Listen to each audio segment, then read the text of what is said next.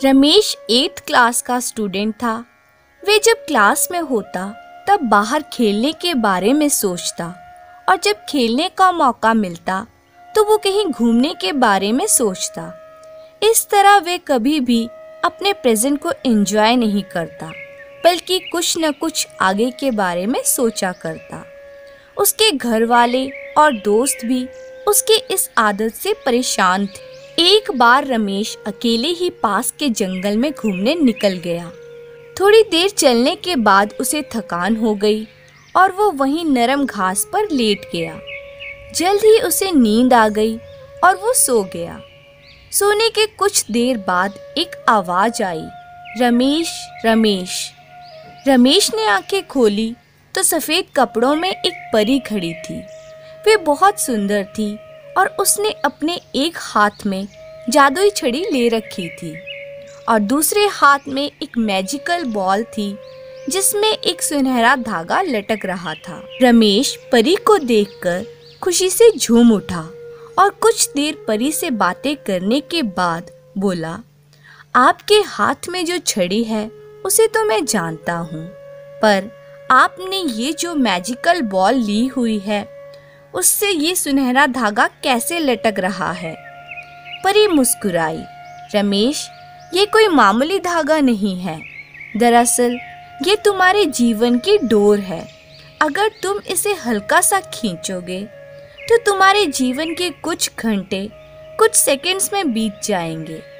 यदि इसे थोड़ी तेजी से खींचोगे तो पूरा दिन कुछ मिनटों में बीत जाएगा और अगर तुम उसे पूरी ताकत से खींचोगे तो कई साल भी कुछ दिनों में बीत जाएंगे। रमेश ने उत्सुकता से पूछा, तो क्या आप ये मुझे दे सकती हैं? हाँ हाँ, क्यों नहीं, ये लो, पकड़ो इसे।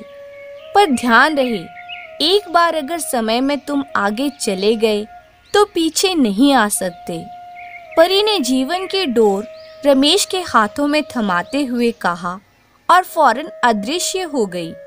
अगले दिन रमेश क्लास में बैठा खेलने के बारे में सोच रहा था, पर टीचर के रहते वो बाहर जाता भी तो कैसे?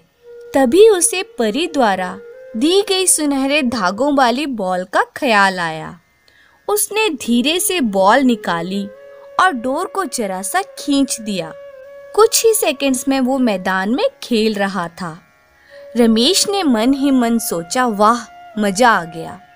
फिर वे कुछ देर खेलता रहा, पर मौजूद समय में ना जीने की अपनी आदत के अनुसार वो फिर से कुछ ही देर में ऊब गया और सोचने लगा, ये बच्चों की तरह जीने में कोई मजा नहीं है। क्यों ना मैं अपने जीवन की डोर को खींचकर जवानी में चला जाऊं। और झटपट उसने डोर को कुछ तेजी से खींच दिया। रमेश अब एक शादीशुदा आदमी बन चुका था और अपने 2 प्यारे प्यारे बच्चों के साथ रह रहा था। उसकी प्यारी माँ, जो उसे जान से भी ज़्यादा चाहती थी, अब बूढ़ी हो चुकी और पिता, जो उसे अपने कंधे पर बिठाकर घुमाया करते थे, वो बूढ़े और बीमार हो चले थे।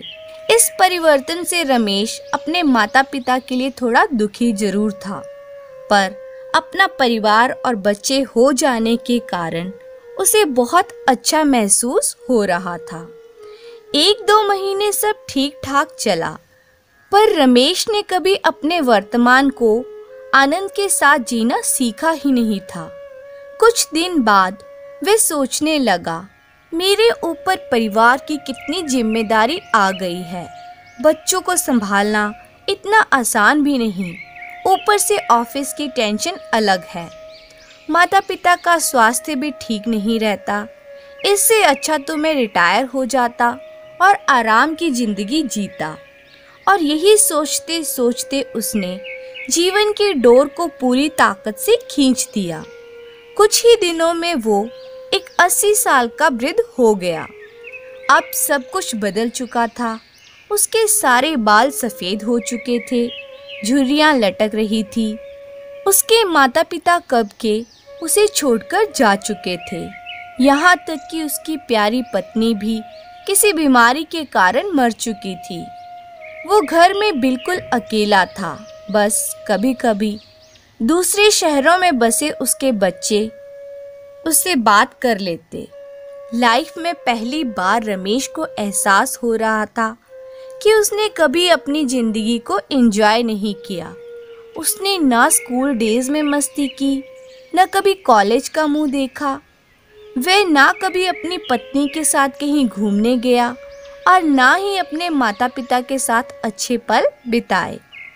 यहाँ तक कि वो अपने प्यारे बच्चों का बचपन भी ठीक से नहीं देख पाया।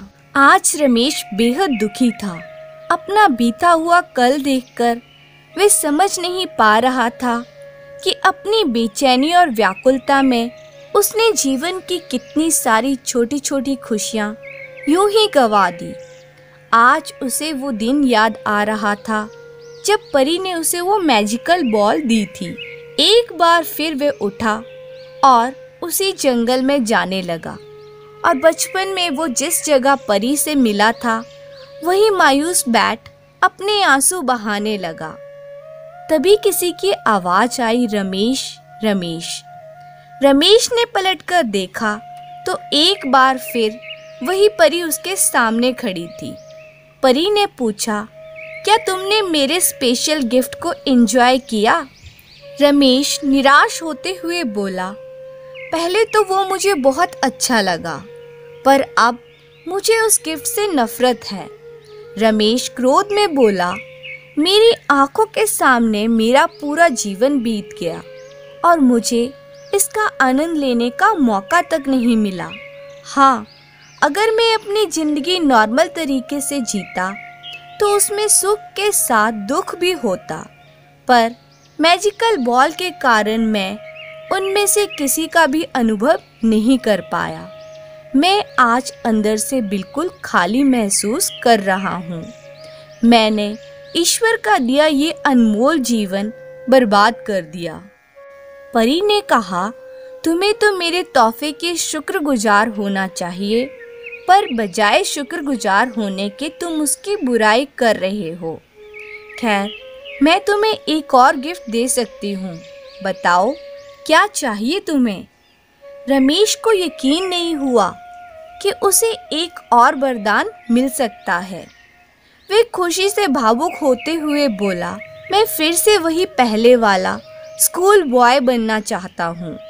मैं समझ चुका हूँ कि जीवन का हर एक पल जीना चाहिए।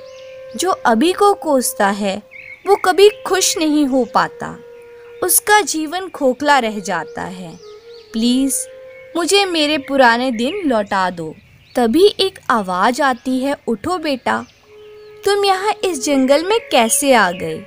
और ये सपने में प्लीज़ प्लीज़ क्या बड़बड़ा रहे थे?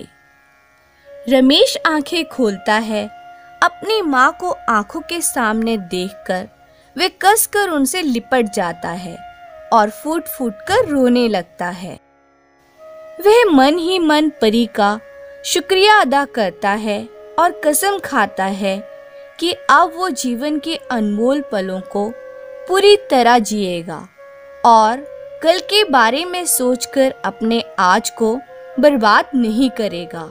दोस्तों, कई बार ऐसा होता है कि हम आज की खूबसूरती को सिर्फ इसलिए नहीं देख पाते क्योंकि हम एक सुंदर कल के बारे में सोचने में खोए रहते हैं। हमें ऐसा नहीं करना चाहिए। खुशियों के छोटे छोटे पलों को पूरी तरह जीना चाहिए। जीवन की डोर एक बार खींच जाती है तो फिर लौटकर नहीं आती। धन्यवाद।